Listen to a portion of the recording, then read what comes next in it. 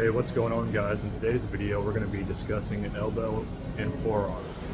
So the elbow is a synovial hinge joint. This is a synovial hinge joint because it's lubricated by synovial fluid, and that fluid is encapsulated inside of a synovial membrane. So this joint, a synovial hinge joint, allows flexion, extension, pronation, and supination,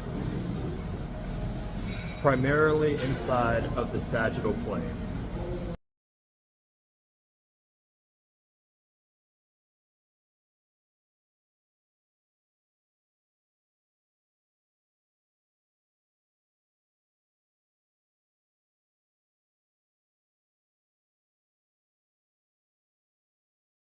The elbow connects at the distal humerus, where it then meets the ulna and the radius. Some muscles and fascia tissue associated with the elbow are the biceps brachii, the triceps brachii, and in the forearm we have the pronator teres, the flexor carpi radialis, the palmaris longus, and the flexor carpi ulnaris. Common movement flaws with the elbow: repetitive elbow hypertension, sometimes this is also known as boxer's elbow, and this can oftentimes happen from excessive and repetitive overextension. So as you can see, when you have a lot of overextension,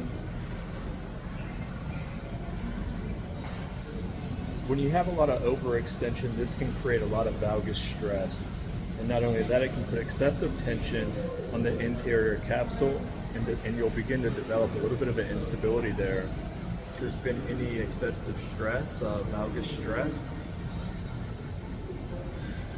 and we can just put the elbow through some flexion.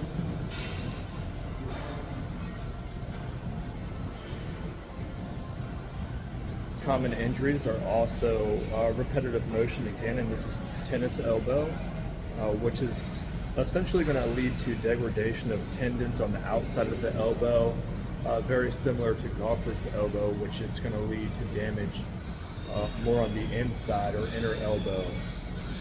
Some things that we can do to facilitate good health and function is develop a good grip strength. Now there's a number of ways to do this, and we can do this through a series of different exercises: farmer's carries, working with kettlebells, developing grip strength through pull-ups. But one of the ways that I like to develop my grip strength is get a 5-gallon bucket and fill it with white rice, dry rice, and you can work your hand down into that rice and work on pronating, you can work on supinating, and you can really target some of the muscles in the forearm.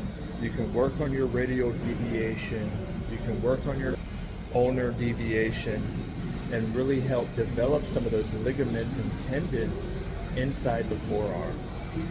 Lateral epicondylitis can be difficult to treat. It's important to develop a preventative protocol. We can do this through proper warm-up, and we can go through pronation exercises. Resistance bands are a great way to warm up your pronator. We can go through supination exercises. We can also do wrist curls. Some other things to keep in mind is to stop when it hurts. Oftentimes in sports we may develop an overuse injury, and likely that happens when we don't stop when it begins to hurt and it becomes a bigger issue. Use proper technique. When learning a new sport, it's important to develop the fundamentals and make sure that you develop good training habits when lifting weights. Understand where you're weak at. Oftentimes, radial deviation is an area that we're not necessarily strong in. It's a pathway that we haven't really developed. So understand where you're weak, where you can improve, and where you can get stronger. I think this should be good. I think this should be all right. It covers just about everything.